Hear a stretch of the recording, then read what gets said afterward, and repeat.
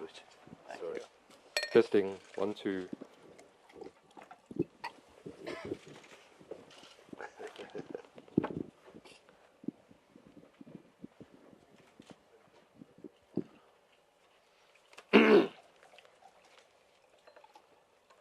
First of all, some thank yous. Thank you for the team who have organised this event here today, Vaughan Smith and the Wikileaks crew.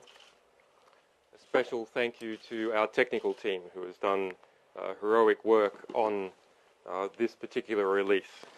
They are often unseen, but really they are, in some ways, the most important people in this organisation. And, of course, thank you to our sources, without which all our endeavours are nothing.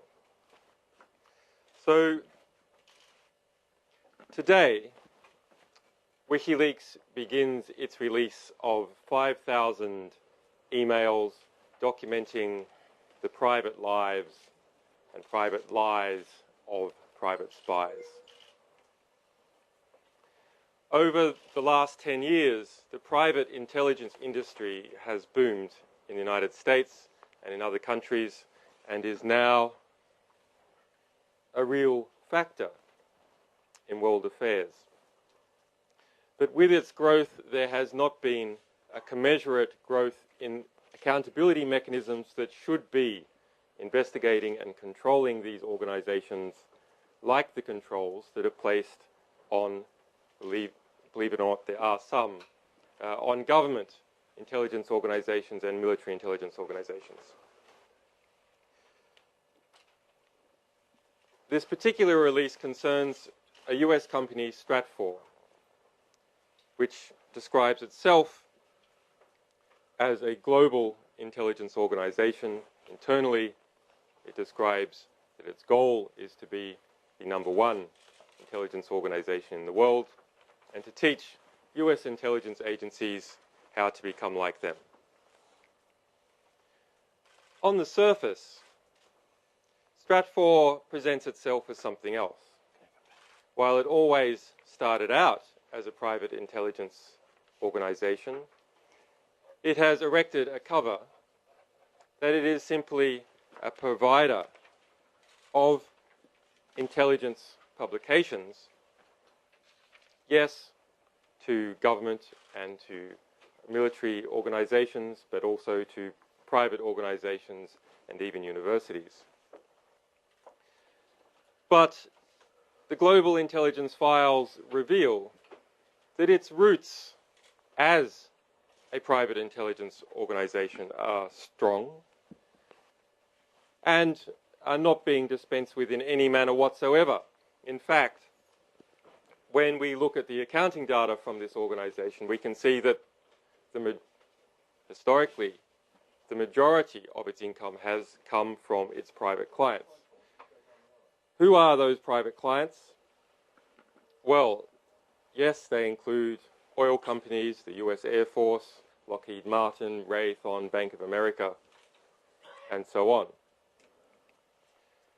But they also include the US Marines, which Stratfor states that it is preparing the forecast for, the 3-year forecast for its commander. It includes the Dow Chemical Corporation, and Stratfor spies or monitors activists seeking redress over the Bhopal tragedy which killed thousands in India some 25 years ago. It includes other activists, corporate clients in the United States that spy on activist organizations, or wish Stratfor to spy on activist organizations. So this information that I've told you just now came out in our press release early this morning. But in this publishing endeavor, where we have pulled together some 25 media organizations and more being announced in the coming days, information is coming out all the time. In fact, at noon, at the beginning of this press conference, we released a new discovery made last night. Stratfor was hired by the Coca-Cola Corporation to monitor and assess PETA activists in relation to the 2009 Vancouver Olympics. In particular, Stratfor's Vice President of Intelligence, the ex-Department of State Diplomatic Security Service officer and agent Fred Burton, offered access to the FBI's classified investigation on PETA operatives. The questions from Coca-Cola were, what is the number of PETA supporters in Canada? How many of these are inclined towards activism? The links between PETA in Canada and PETA in the US or elsewhere, PETA's methodology for planning and executing activism, and the risk of non-PETA hangers-on. The Yes Men and some Bhopal activists who are here today were also monitored by Stratfor, and they will tell you about those experiences.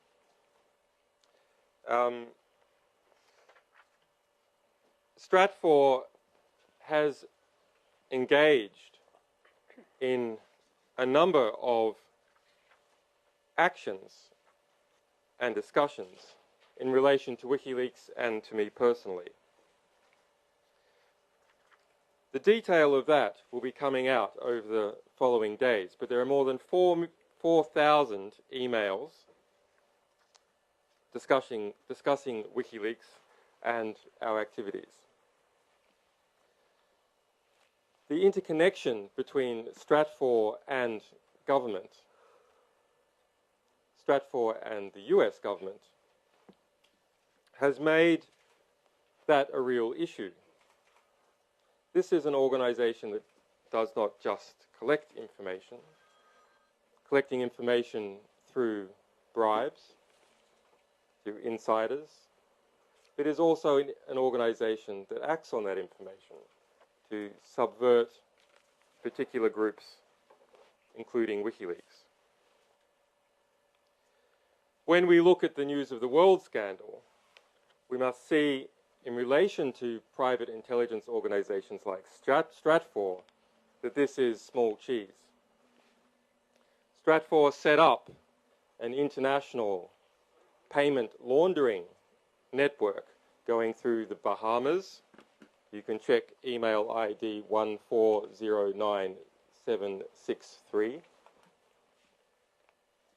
through Switzerland, and through prepaid credit cards used to pay off its informers in different countries. Stratfor, according to its own internal documentation, spent more than $100,000 a year on such intelligence acquisition related costs. Some sources are put on monthly retainers. Geronimo, an informant handled by the Vice President of Intelligence, Fred Burton, the former State Department agent, was paid $1,200 per month to be an informant for Stratfor. Another example, and these are all released on on the Wikileaks website, and more are being released as we speak. A $500 payment on the 15th of December 2011. The accounting number for Stratfor's payment to informants is 52000. The description is cost of sales, intelligence. That particular payoff was handled by Jen Richmond, and the document ID is 1431520.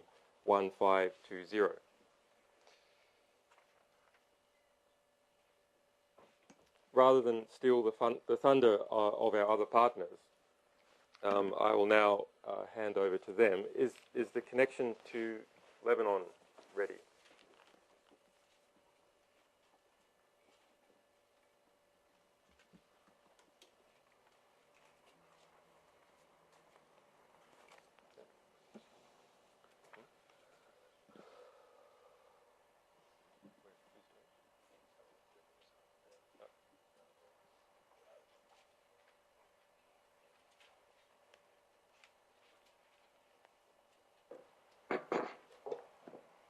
Lebanon, can you hear us?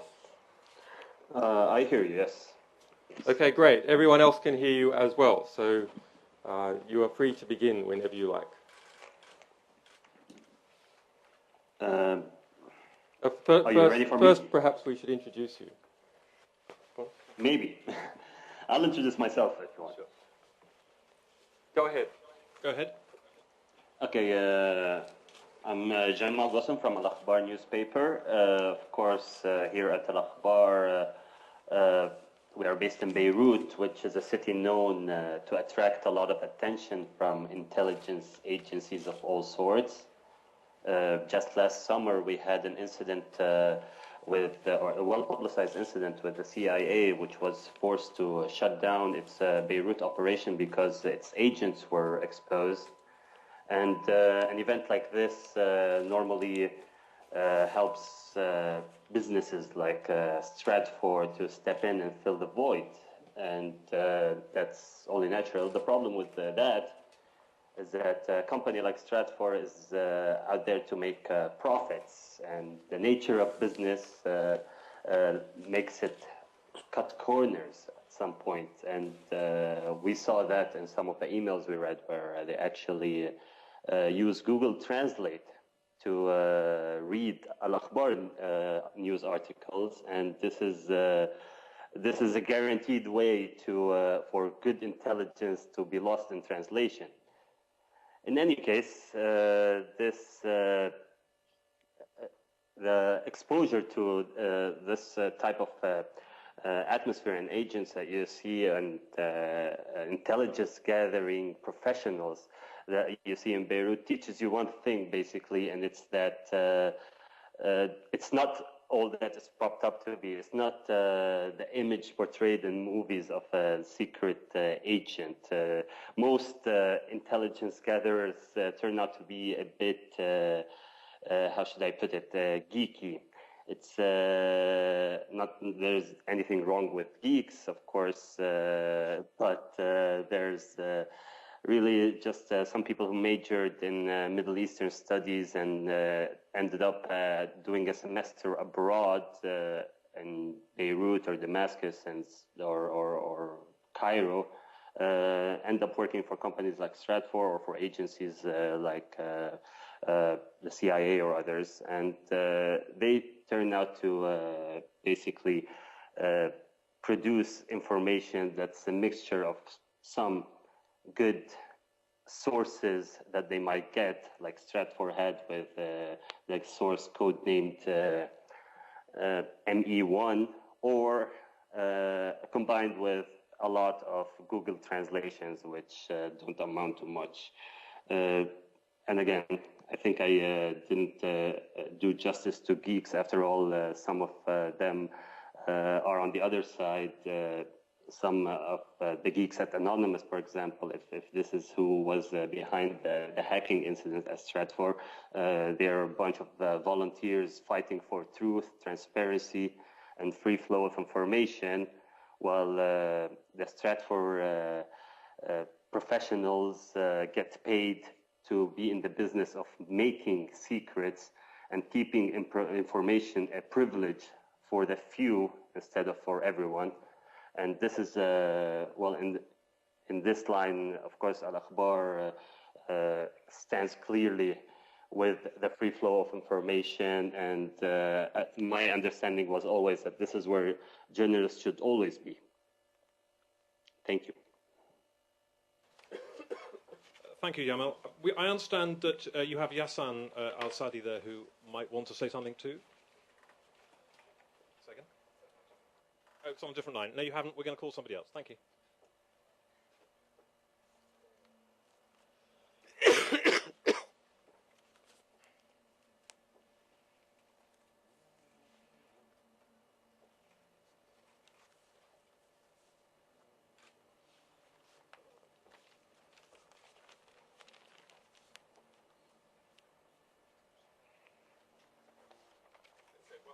While we wait for that, we might move on. We're going to move on to Mike Bonanno of the Yes Men, who has also, I understand, got some of the Bhopal activists here as well. Yes. speak from here or speak from there? Here? No, from there, please. Okay. Just loudly. Yes. Right. When we heard that we were being monitored by an intelligence agency, it wasn't that big a surprise. One always sort of suspects that the government might be listening to you, especially in the United States. We grew up in the Cold War. What one doesn't expect is that it's not the government listening to you. It's a network of unaccountable private corporations, and their only set of standards is their bottom line. And there's incredible documents in the emails that we were looking at last night that reveal that they really do stop at nothing if it's profitable. And if one of the more entertaining documents is a glossary of intelligence terms. And in that glossary of intelligence terms, many of the terms are followed by statements on what might or might not be profitable. And they talk about basically cooking the books, improving information, making it sound better to clients, simply so that they can make money. So we're not necessarily talking about good intelligence. We're talking about a lot of intelligence, because more intelligence means more money. That doesn't mean that it's smart. And among the things I consider not smart are spying on victims of the Bhopal catastrophe. Dow Chemical, of course, is concerned. They're concerned about their reputation, rightfully so. They caused the largest industrial accident in history, and they didn't clean up the mess in Bhopal. So now there are two generations of victims. The first generation of victims were the gas victims. The second generation of victims were victims of water contamination from the plant site that they abandoned with all the chemicals still in place. One of those victims is here today. Farah Edwards Khan is here, and there's 4 activists from the International Campaign for Justice in Bhopal here today. That's why there wasn't room on the stage for them. But I'm going to cede my seat to one of them shortly. And Colin Toogood is also here. He's from the Bhopal Medical Appeal. So he's partially in charge of trying to get the victims aid money for their primary activity, which is called the Sambhavna Trust. It is a hospital for the victims of the gas catastrophe. And then Indra Sinha, who also started the Bhopal Medical Appeal and the International Campaign for Justice in Bhopal. He's a Booker-listed prize-winning author of a book called Animals People, which was about the Bhopal catastrophe. So in short, I think that, the Yes Men, we were targeted because we had impersonated Dow Chemical in the past in order to make a mockery of the way they hadn't cleaned up the mess in Bhopal. And reading the intelligence, it's kind of comic. I mean, sometimes they're really looking at details. They did things like subscribe to our email list. They, monitored where we were going to be. There's a tremendous amount of information about things like what speech we were giving at what college or what university. There's no information on whether there was somebody there to listen to it, but the point was to get Dow some data so that Dow could decide how they wanted to monitor us. In terms of the Bhopal activists, I think there's some really interesting things about the way they're monitoring. Some of it's comic, again, and since we make films that are mainly comedy, these always stick out for me. For example, they monitored in 393642, in case anybody wants to look this up. I don't think you will, but they monitored somebody called UK activist Ian Jarvis. They were reading his blog. UK activist Ian Jarvis posted a new item to his blog reporting on his stay at the Sambhavna Clinic. That's the health clinic I mentioned. The post was solely about the workings of the clinic's environmentally friendly clothes washer. So, I mean, this gives you a sense of the kind of detail that they were reporting to Dow. Even when they considered it not useful information, they still reported it. Now, on the other hand, stuff that was a little bit more useful gets more interesting. Rachna Dhingra, who is an activist in Bhopal, emailed the ICJB, that's the International Campaign for Justice in Bhopal's distribution list, with an item that has nothing to do with the Bhopal issue. She passed along a post from a left-wing U.S. blog discussing a U.S. Chamber of Commerce letter to Cass Sunstein, administrator of the Office of Information and Regulatory Affairs, telling him to block the regulation of extremely dangerous chemicals in consumer plastics, i.e. phthalates and the BPA. Dow is mentioned at the end of the post, along with P&G, as having contributed millions to the Chamber's war chest in recent years. Now, the reason that I find this one interesting is that this points out what they're interested in, and this is the relationship between governments, between these corporations, and between regulatory agencies. They obviously want to have an effect. They want to allow things like phthalates to keep being distributed unregulated in the U.S. And so I think that there are some revealing details. And as a final note, I just find it shocking that they would consider themselves to be a journalistic organization, or that they would portray themselves that way. And Stratfor's release this morning to counter the Wikileaks release, they end by saying, "We want to assure everyone that Stratfor is committed to recovering from a hack and rebuilding trust with the public, and will continue to do what we do best, produce and publish industry-leading analysis of international affairs." And I ask Stratfor, when they're reading emails that we send to our mailing list, is that really publishing industry-leading analysis of international affairs? I don't think so. I think it has nothing to do with that. And I think we're frustrated, angry, and we'd like to see these intelligence agencies regulated. Can I introduce the Bhopal activists now, or is that at the end? Let's go through these. Yeah, okay. Next, we're moving to Stefania Marisi. Yes. So, good morning. Hope this okay? Okay. So, good morning. My name is Stefania. I'm working for the Italian news magazine L'Espresso, and I want to just give you a picture about this material. So, when I got access to this database, at the beginning I thought, well, it is rather dull, but when I started searching, I realized that if you go deep in this database, you can find very interesting information. Like that one you can find in a secure list. The secure list is a list where there are the most sensitive information that normally are not to be published. It's not, you can read this information, this kind of insights, in the bulletin published by the Stratfor. It is just internal information. In some of these emails in the secure list, you can understand that Stratfor got access to material about the seized in the Osama bin Laden safe house. You can understand that they have top-level sources in the FBI mentioning information, telling them information about Julian, about his case. You can realize that these people have information about a drone attack 5 months before the actual attack on a terrorist. And I want to, some of the story are like a thriller, like, for example, when there is an email in the secure list mentioning the case of a former federal judge, Sam Kent. Sam Kent is the first federal judge found guilty of serious crime in the U.S. And this judge tells the story, linking his story to the fact that he ruled a heavy case against Halliburton. This information is not for publication, is in the secure list, and this list is indeed very sensitive. And this list makes you realize that Stratfor is not only a media organization like they are trying to frame themselves.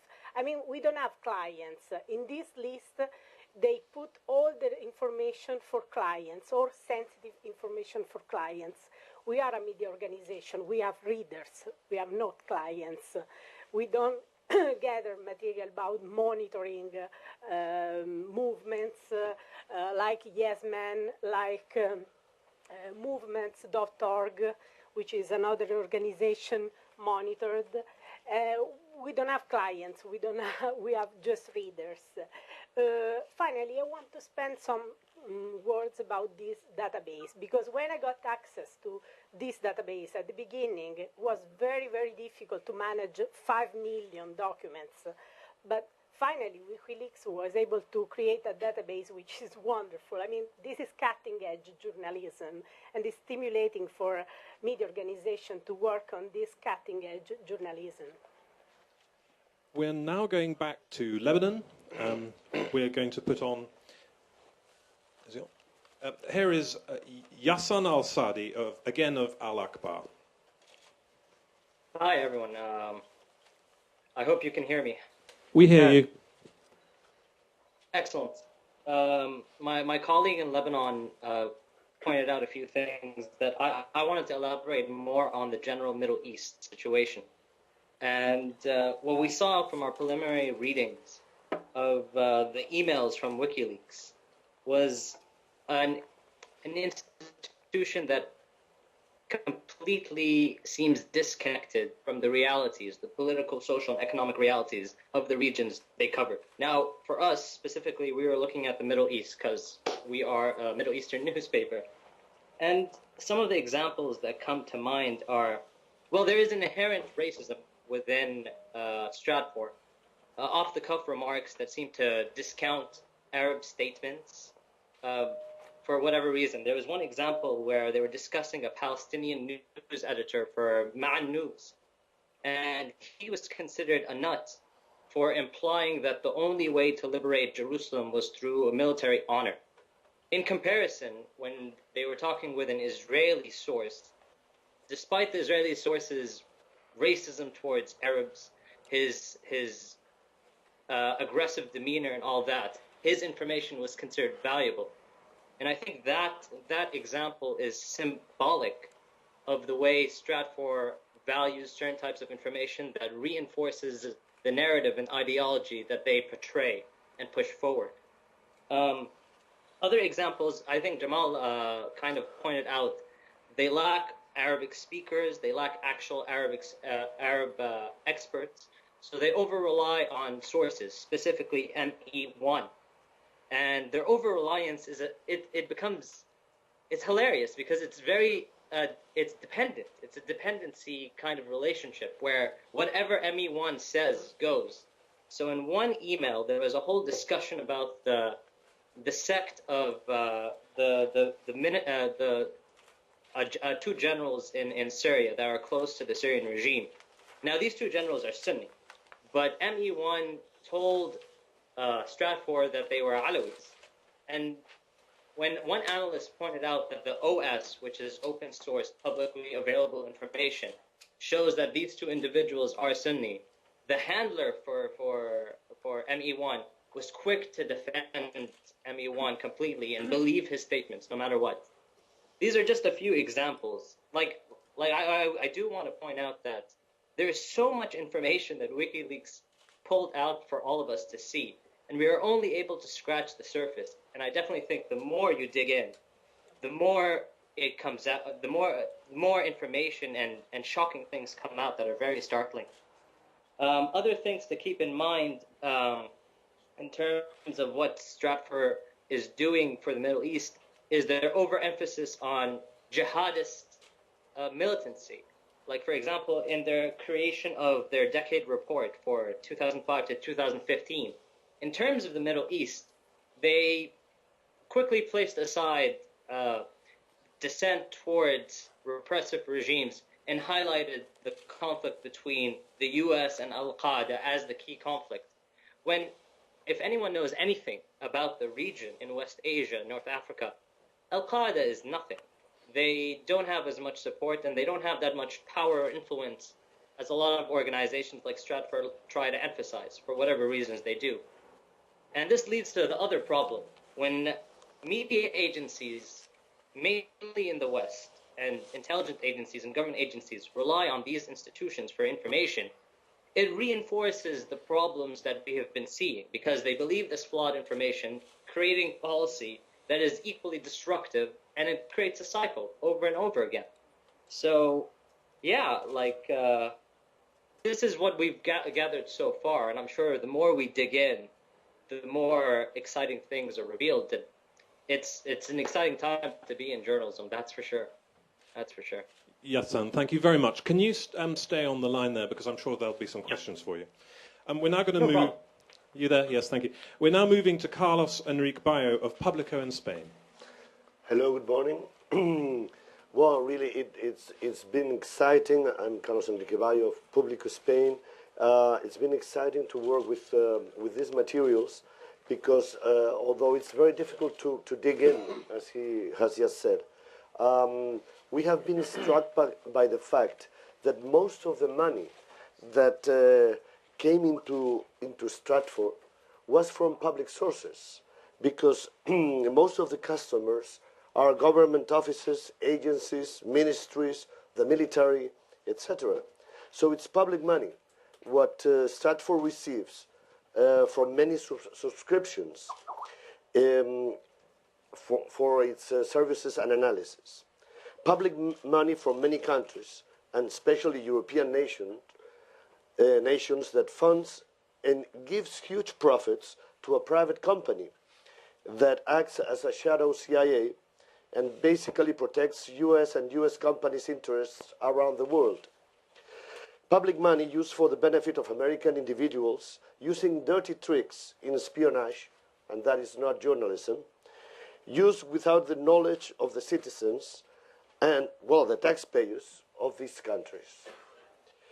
Moreover, many of those institutional customers became, in fact, assets of Stratfor, giving the company's analysts confidential, reserved, privileged information on the governments or agencies or institutions' interests and activities. Their feedback to Stratfor's analysts give them the insiders' materials and information later this same company uses and sells to other clients, as they call them. So our public institutions are not only financing the shadow CIA, but also giving for free the very source of the wealth. Finally, the way they work, it's very revealing that they are not a media company, they are not journalists. The field agent's instructions given by the founder and owner of Stratfor, Mr. Friedman, stress that those spies have to use any means, including sexual relations, to, as he says, take control of the sources. He means informants, of course, not sources. So the undercover agents are using psychological methods to take control of the people who are informants. It's hardly a coincidence, I believe, that the only means the US has found to extradite Mr. Assange out of Britain is an accusation of improper sexual relations. And that kind of instructions given by someone with close links to the American Secret Services must indeed be standard operation material for American spies all over the world, we guess. Well, our main story today, as we are a news media company in Spain, was about the fact that Stratfor senior analysts are surprised of the extreme hardline positions of former Spanish Prime Minister José María Aznar, one of the three knights of the war in Iraq with Blair and Bush. In matters of counter-terrorism, they found him even more hardcore, quote unquote, that was the word they used, than the Israelis, which they thought very hardline, of course. That's shocking enough, as it came from an intelligence company closely related with the neocon ideologists like Karl Rove, who is a very close friend to Friedman, that pushed forward the war on terror, where we could document as journalists torture and renditions and many other violations of human rights in Guantanamo, Bagram Air Base, and many other places.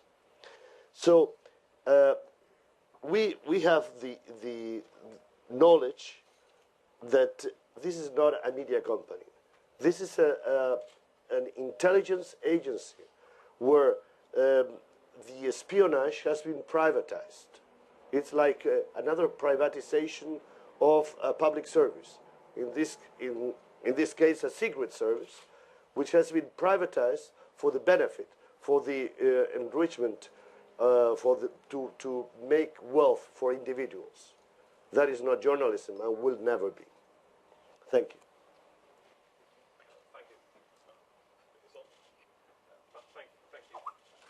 Thank you, Carlos.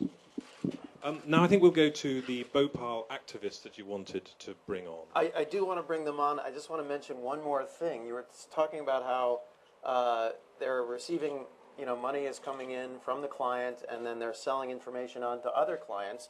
But at the same time, that wasn't enough for them. There is documentation of them setting up their own, basically their own hedge fund to trade on information that they were getting. Among the millions of leaked emails are some that reveal dubious financial practices, including an apparent insider trading scheme with Goldman Sachs managing director Shay Morrance, who joined Stratfor's board of directors and invested substantially more than $4 million in a scheme called StratCap. And this is a quote: "What StratCap will do is use our Stratfor's intelligence and analysis to trade in a range of geopolitical instruments," wrote Stratfor's CEO George Friedman. StratCap was designed through a complex offshore share trade structure to appear legally independent, but Friedman in these documents assures his top staff that to do not think of StratCap as an outside organization. It will be integral. It will be useful to you. We are already working on mock portfolios and trades. This StratCap fund was to launch very soon in 2012. And let me now introduce the Bhopal activists, Colin, Indra, and Farah. And No, I think what we'll do is I'll give them this microphone. That's It might be great. easier if that's all right. Who do you want to go first? maybe start with Colin since he's right there. Thanks. Hi, my name's Colin Toogood, and Can you stand, Colin? I represent the Bhopal Medical Appeal.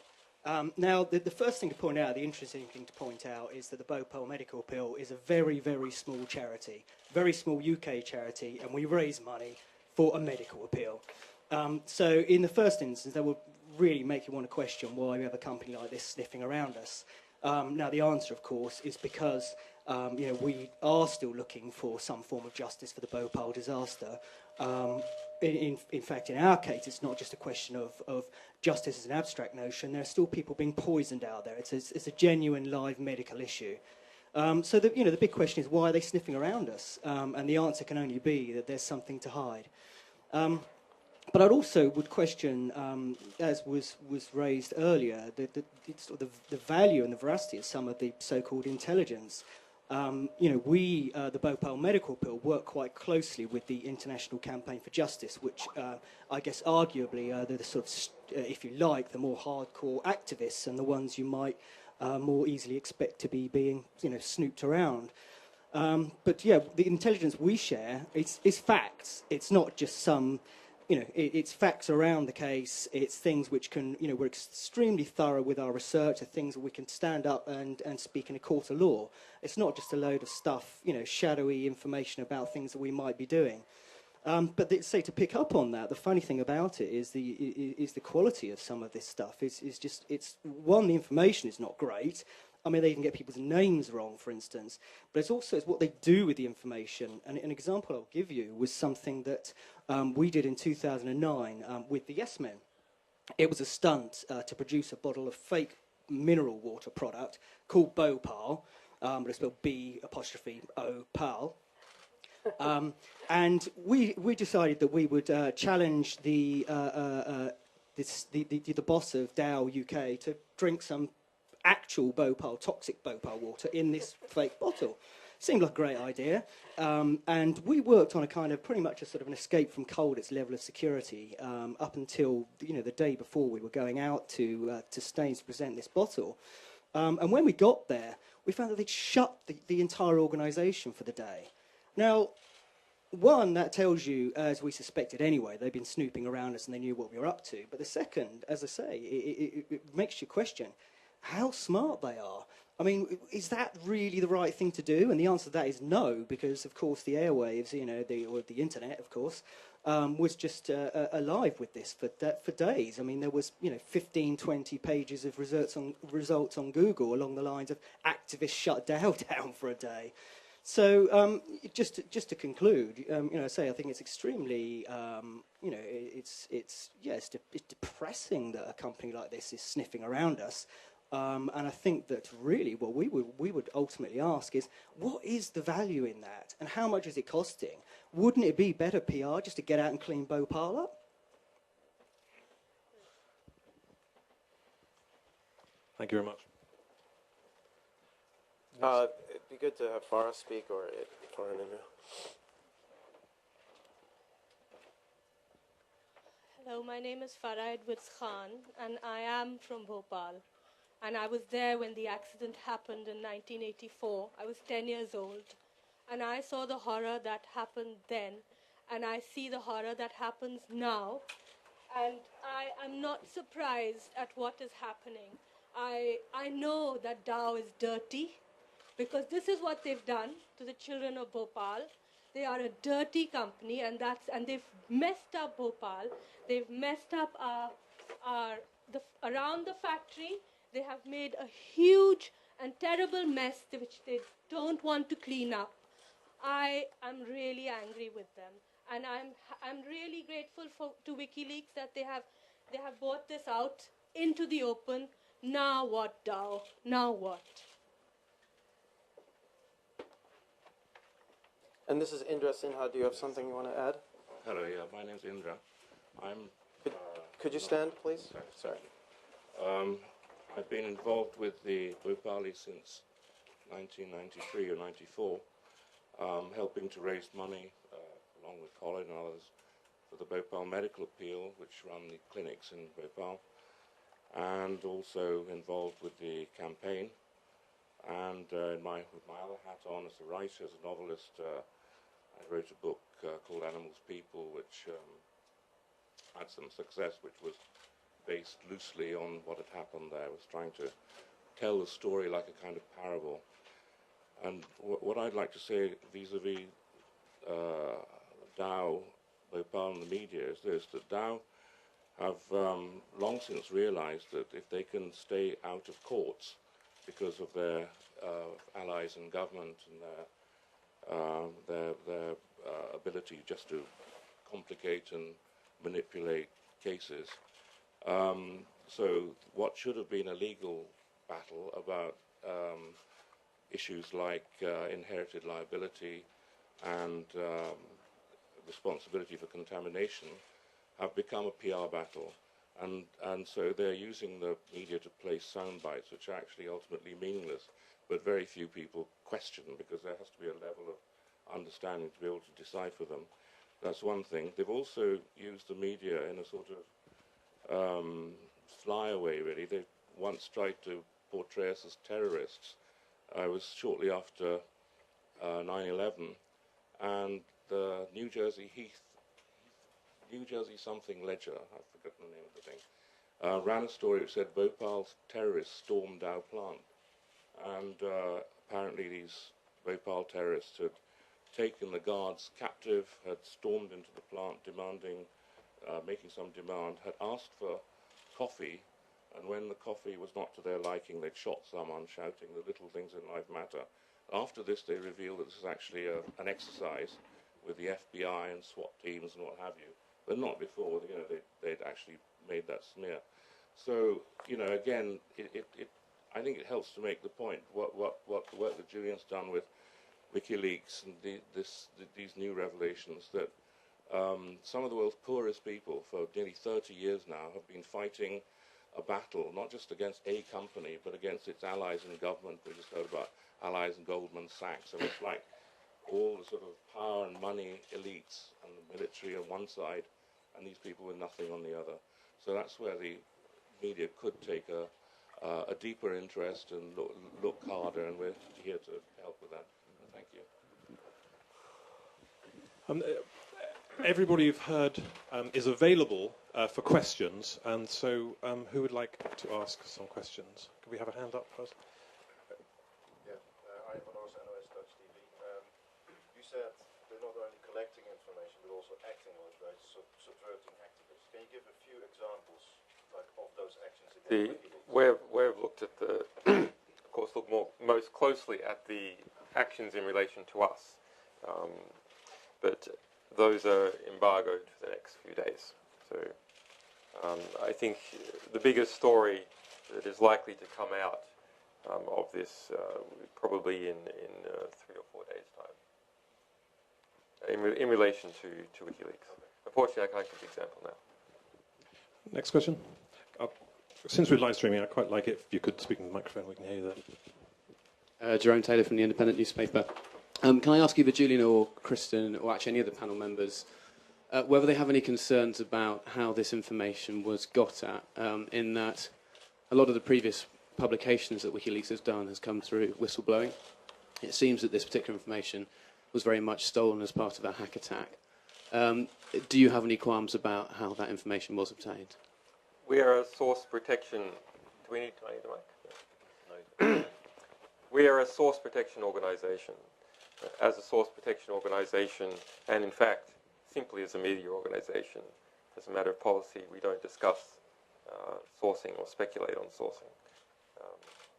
But as some people may be aware, WikiLeaks, in its sourcing methodology, deliberately tries to not even know itself where its information comes from, because that ultimately that is the strongest protection for sources. In fact, we can see, looking at this private intelligence agency, Stratfor, that it has. It is worse internally. It has been worse than any journalist in protecting its informants in government and other agencies. I mean, it's just hopeless. The idea that this organisation could be teaching the Marines intelligence or other intelligence agencies how to run agents or informants under the circumstances is absurd. In relation to legalities, speaking more generally, the sourcing and publishing of WikiLeaks is protected, as it is for other media organizations in the United States under the First Amendment, and there's a long history of jurisprudence associated with that. And in other countries that have ratified Article 19 of the United Nations Universal Declaration of Human Rights. Yes, I want just to add one important information. If you search in the database, you can realize that Stratfor doesn't protect sources, basically, because there are files full of names and surnames and contact details of their sources. We found an Italian ambassador. We don't know what kind of material, information, whatever is providing Stratfor, but he's an ambassador. He's an ambassador in an African country, a very sensitive country, so we don't know what he's doing, what he's providing. But these sources are not protected, are not encrypted. You can have full access to these generals, politicians, whoever. You can even read why they provide information, who they are. There are hackers. There is a very important hacker who is one of his sources. They didn't encrypt this information. Next question. Hi, this is Alexandra Renteria from W Radio from Colombia. My question is, if have you found any information, any relevant information about the health of the president of Venezuela, Hugo Chavez, or any relevant information about Latin American countries? Not yet. Well, yes.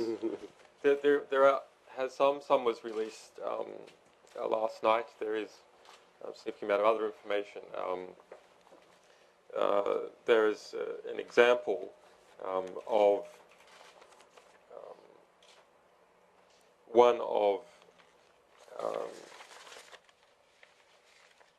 Stratfor's people speaking to an Israeli informant about information on the health of Hugo Chavez, and going into quite some detail about that, which we have released. Quite an interesting exchange, because people in Stratfor start out as intern analysts, just reading news on the web, and they progress up to be more senior analysts. And then it appears that they sort of tapped on the shoulder to be taken into the darker intelligence collecting activity. For example, the CEO, George Friedman, on the 6th of December, emailed the Stratfor analyst with information on Hugo Chavez obtained from Israel, or an Israeli source, stating, if this is a source you suspect may have value, you have to take control of him. Control means financial, sexual, or psychological control. This is difficult when you are known to be affiliated with an intelligence organization. The decision on approach should not come from you, but from your handler. This is because you're too close to the source and your judgment is, by definition, impaired. And then saying, now you are ready to come and we will go to the next level. So this, elsewhere in the glossary, they speak about how that there is two organizations within Stratfor. And there's some sort of internal recruiting process that occurs. In relation to Latin America more generally, there's quite a bit of stuff. This is just something that we stumbled over. Hi there, Rory McKinnon for the Morning Star. This is a question for the whole panel. Wikileaks is obviously, its previous releases have been attacked by various countries on grounds that it's supposedly putting at risk national security. What do you think this actual release, this latest release, actually says about those countries' attitudes to national security? I do believe that national security is much more threatened if our diplomats and militaries and secret agents rely on Stratfor, because even Friedman recognizes that the problem with the sources of our analysts is that have a very low qualification. That means that we don't really evaluate with clarity the situation. That's one of the sentences he uses to admit that their information is low quality. If our governments, our secret services, our diplomats are relying on that information, that really is a threat to our national security. Whenever this word national security is used, it should be immediately shot down. Are we talking about the security of the entire nation, all its people? Or are we talking about a particular social, economic and political sector of the economy? Because there is a tremendous confusion between these two, and it is used time and time again to try and suggest that the security of all the people in the nation is the same as a particular sector of the economy, namely private intelligence agencies, organizations like Lockheed Martin, Northrop Grumman, Stratfor, and their government equivalents are in fact the security of the nation. That is simply false. In the previous material that Wikileaks has released, despite all these hysterical outpourings, attempting to deflect from the severe exposure of the killings of hundreds of thousands, literally hundreds of thousands of people we have exposed the deaths of by the US military and other organizations, to instead talk about some speculative, hypothetical risks that have proven over the last 2 years to be completely false, completely, utterly false.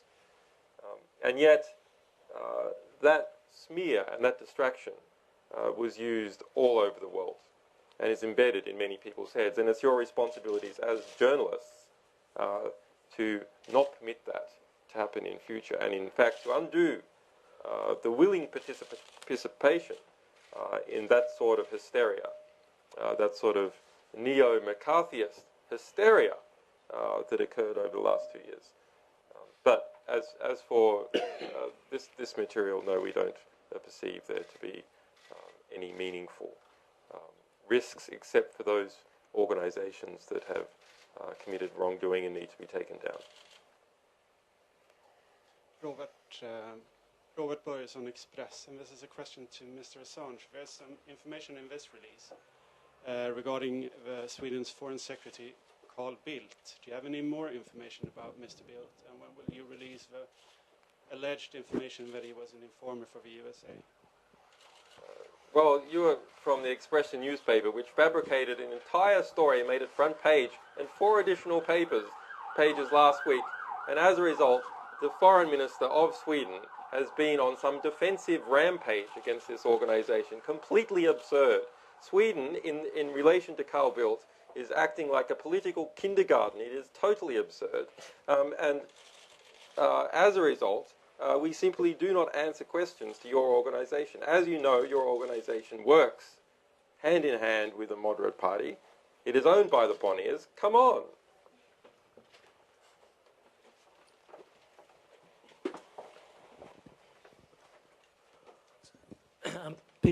Peter Wilson from the Australian newspaper. If I could ask Carlos, you said that you pointed out that Stratfor tell its agents that to use all sources, including sex, to try to control sources. Then you said it's not a coincidence that Julian is being extradited to Sweden on sexual matters. What are you saying there? That Stratfor is behind those sexual allegations in Sweden? No. I was referring to the standard procedures of the American Secret Services. I was referring to Stratfor as a company that has learned a lot on the systematic operations of the intelligence community of the United States. And so, I said it's a coincidence, but very revealing that in the instructions they give to their agents on the field, they insist, and the sentence is the same sentence he read, that they have to, if the source is valuable, or you want that this source or this target acts as you want, you have to take control of him or her, either economically, sexually, or psychologically.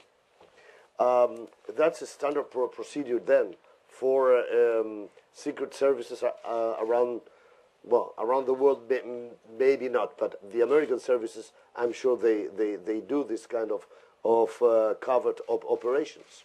And so if the American secret services are after Julian Assange, it's also a very revealing coincidence what happened in Sweden. If I may just say a few words about the culture of the Stratfor company, it would be very interesting for all of you to read the glossary of terms from the CEO of the company that we have already put on our website. It is a good reflection on what the company culture is, if you could say that, and because they maintain that they are a media outlet. It contains, for example, to back up what you're saying, Carlos, how they treat their sources or informants, as you rightly pointed out, they are. For example, they think it's a very, very useful thing to rattle them up, and here it is, a reference to the usefulness of finding material on the informants, photographs that the informant's wife would not want to see. And in the way that they would get more information out of their sources / informants by using blatant blackmail, and they put it on paper by in an internal memo by the CEO. And if that's a standard practice by a media organization, we are in trouble, I think. And I don't think anybody would agree that that would be the way to treat sources. But you should read through that. It's a quick read, and it's very interesting and a good reflection of how they really view themselves internally. Christian, where's that available from? Where do they find it? It's on the website, on the Wikileaks.org. Okay. It's on the how to read it section. So if you go to wikileaks.org/GI files, and you go to the sort of how to interpret the data, you'll see glossary, and there's a link to that. It's a PDF. Next question. Hello. It's a question for anyone on the panel that wants to answer it. Trying your best to put aside wishful thinking, is this a mortal blow for Stratfor? The Italian lady mentioned that they have been unable to protect their sources, and that's their first job as an intelligence agency. Can they recover from this? Well, they have. It's interesting to think about what the company perceives itself as doing, and it perceives itself in a very long letter sent in September, August or September 2011 to its staff by the CEO, George Friedman, as being an intelligence organization, growing to be an intelligence organization, and having a syndicated intelligence newsletter on the side, but also to be a hedge fund. And Stratfor got together with a then director in 2009 of Goldman Sachs. What's his name? Do you remember? Shay Morance. Shay Morance, to take the secret intelligence that Stratfor was collecting in part by paying insiders, and use that to invest in a wide range of geopolitical financial instruments, according to its own descriptions, and currency and bonds. And that is something that would be integral to the organization, that they were developing over 2 years, we have published the corporate structures for them, and they involve a complex offshore arrangements extending even to South Africa. I mean, it is completely out of control. It is totally absurd that sort of situation could arise. And there's even some awareness about how close they're running to all being arrested, where George Friedman, and you can see the quote in our press release, and the full text is available, talks about how they were worried about the Foreign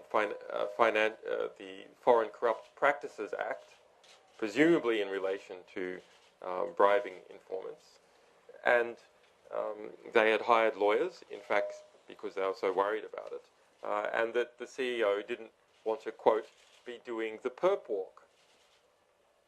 I mean, it's extraordinary that that culture has flourished. I mean, it is like Enron, that some very cowboy like culture has developed within Stratfor, a sort of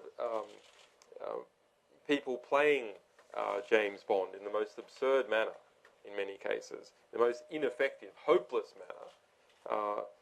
And also, they decide that they're going to be some kind of James Bond villains by setting up their own captured investment fund at the same time that they'll use all this intelligence to pull in. And if we look at their press release from this morning, we see that they are saying that they simply refuse to answer any questions about the material whatsoever. Now, is that a media organization, or is that the response of a media organization? That they refuse to answer anything about their practice? Let's look at News International. Now, News International has actually answered a lot of questions, perhaps reluctantly, but it has answered many. This organization is saying, no, we don't discuss that sort of information. And an intelligence agency would say, we refuse to confirm or deny. And they say they refuse to confirm or deny, because that is their culture. They are a private intelligence organization. But if we look at Fred's rule number 2, the Vice President of Intelligence, this guy, Fred Burton, who has been gunning for us, comes from the State Department, works for Stratfor. Fred's rule number 2, admit nothing, deny everything, and make counter-accusations. What did you see in the press release today? That email is 2539287, released today. Is that in your press release? That one is not in the press release. We found that this morning. Thought it might be handy for this event. I'd like to just add one more thing to that answer, and that it's regardless of whether Stratfor is done after this, regardless of whether they have to fold as a company, what should be targeted, and what I hope the journalists will be looking into more, is the revolving door between these businesses and government. What the end that should be seen or foreseen by this, hopefully, is that relationship, the problems that we have with privatizing the intelligence industry, which has resulted in this unintelligent result. And also links with intelligence. For example, we want to ask what kind of information these ambassadors, these journalists, these Secret Service agents are providing Stratfor for which client. Yeah, we don't know. Maybe they provide basic open source information. Maybe we don't know, basically. Well, there's a question, who's next? You know, Stratfor, in this internal cowboy culture, this hopeless sort of informant protecting arrangements and their payment laundering system through the Bahamas has now been exposed. But there are others that are lower profile, but in fact financially larger in size, like the Kroll Group. So what's happening there? I presume the same basic methods are done under the surface, but perhaps with a little bit more care, so they haven't been exposed. But we shouldn't stop at Stratfor. You know, these sorts of organizations, because of their secrecy,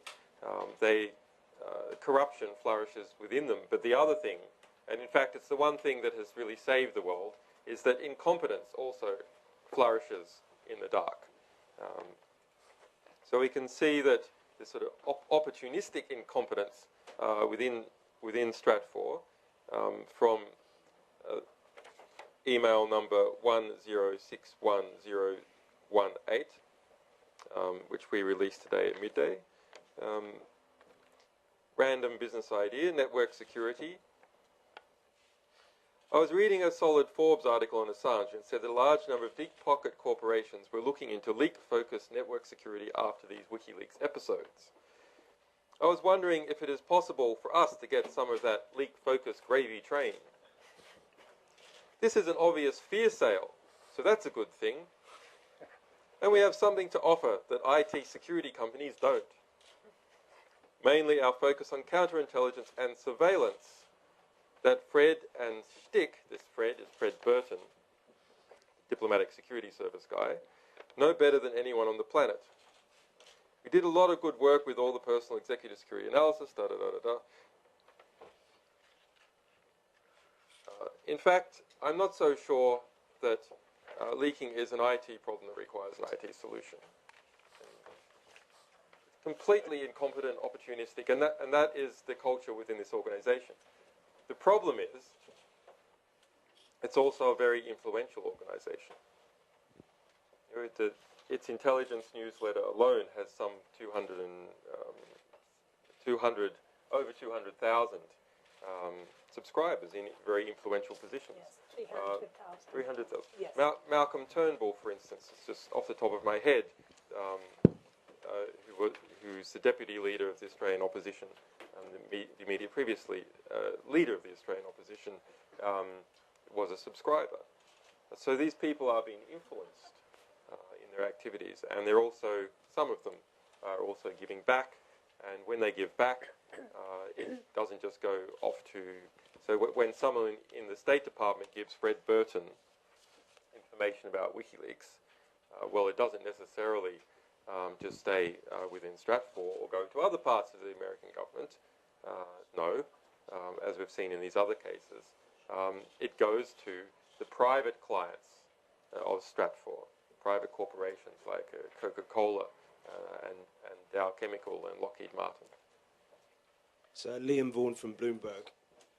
Can you speak a bit more about the connection with Goldman Sachs? And I'm just trying to understand, is the suggestion that this guy was a managing director and then got involved with Stratfor, or is there a potential connection between Goldman Sachs as a bank and as a company and Stratfor? So, if you look into this, I think I'm the only person who's looked into this. So, this guy is a Texas originated Goldman Sachs director, and he was director in 2009. We don't know if he was a director in 2010. And in 2011, he joined Stratfor's board. He, according to an email sent by the Stratfor CEO to employees, he invested $2 million into Stratfor itself, and $2 million into Stratfor itself. More than 4 million. Oh, yeah. And substantially more than $2 million into StratCap, the strategic investment captive firm operating within the Stratfor offices on intelligence collected by Stratfor. The degree of involvement by Goldman Sachs, the corporation, we don't know. We do know that this one director of Goldman Sachs, while he was at Goldman Sachs, was involved in this, and in fact, the CEO of Stratfor says that it was the Goldman Sachs director's idea to take Stratfor Intelligence and make a captive a strategic investment fund to invest in these geopolitical instruments. Do you have any notion of who would have been privy to that information about that fund? There is a lot of email about it, discussing it, prospective shareholding structures, share pyramids and layouts of this. We have already released some of those, but we'll be releasing others as time goes by. An interesting connection, by the way, Thomson Reuters is a Stratfor Confederation partner. Nearly all the other partners are small things in the Stans, Radio B92 in Serbia. They're all organizations which have a very pro-US agenda. Thomson Reuters is very interesting because it is vastly larger than the others. It is a UK-based firm, and it is meant to be independent. But perhaps it is worth looking what happened when Thomson merged with Reuters, because Thomson is an information provider to clients. It is not a news organization, per se. Reuters was a news organization. And when these two things came together, perhaps something else happened. When we released the collateral murder video, the editor-in-chief of Reuters, as you may remember, that video exposed the murder of the killing of two Reuters journalists, the murder of one, by US forces in Iraq. The editor of Reuters did not make a statement demanding for an investigation into what had happened to the deaths of his journalists. And this was a cause of considerable upset within Reuters. The immediately former head of Reuters said, "What is going on here? Why hasn't the editor come out to demand an investigation into the slaying of Reuters journalists? Is this a Thomson effect?" So that's a question. Has Reuters been contaminated by its merger with Thomson in the same way that Stratfor is contaminated? It seems that Stratfor was contaminated from birth because there was no merger. But are other media organizations getting into this sort of business of having intelligence work for private clients on the side and then news work here, and not keeping these things air-gapped from each other, but rather swapping data? Yes, there are many journalists among sources, but there are also some journalists who are having just journalistic approach. So some are normal relationship, others are sources. Many journalists in their list of the sources. Probably there are dozen lists of sources, not encrypted at all, with names, surnames, contact details, whatever. I'm wondering how is it possible that an intelligence company doesn't protect, doesn't encrypt this information? Moreover, they even show the Visa cards, numbers, and passwords in their mails. That's something that not an intelligence company, not even a boot seller would do. More questions? Mr. Assange, you said a lot of the income of Stratfor comes from the public purse. Do you have any idea of the figures involved with the money flows from the American governments, perhaps other governments? We have some ideas. So there are various financial reports that we are working on. Just last night, we discovered a series of about 30 of their high invoices, about 30 of them. So top one's 500,000 for some oil companies, U.S. Air Force, major U.S. corporations, and so on. So we will get those figures out, and they are there. It is just a matter of combing through to find the client list. At the moment, we have invoices for the major clients. But looking at that, just those invoices, a substantial amount of money comes from government organizations, and also a substantial amount from oil companies. And would you say the majority of that money is from governments? I couldn't say at this stage, but it is substantial. We have verified that there's a real chaos inside the ministries of defense or foreign affairs who subscribe. And sometimes we found invoices for different people or in the same organization, public, government ministry, that don't know each other and don't know the other one is also a subscriptor. And so they are paying several times the same subscription because they believe they are getting such private, secret, reserved information that they don't tell other people in their same institution. Stratfor has three. When looking at this data, one must be careful not to confuse what is going on. So Stratfor has the three principal types of incomes or people who pay it. So those are private clients that it does tasked work for. So, for example, Coca-Cola, trying to find out about PETA. We want you to find out this, this, and this, and this. It also has private meetings to give private briefings that are not tasked. So we want you to tell us maybe what you know about a particular situation, but we're not tasking you to go out and collect additional information. And then there's the sort of intelligence newsletter that it runs, that anyone can subscribe to. But there's sort of corporate subscriptions and corporate packages and so on. Questions? Well, in the absence of questions, I think we'll conclude matters.